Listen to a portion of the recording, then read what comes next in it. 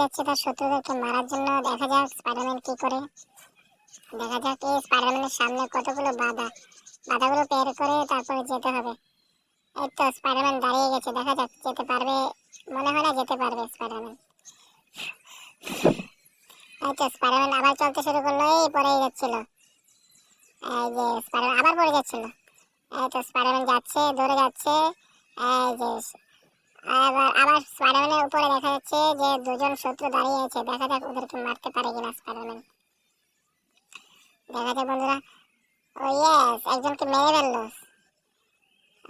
আরেকজনকে মেরে ফেললো।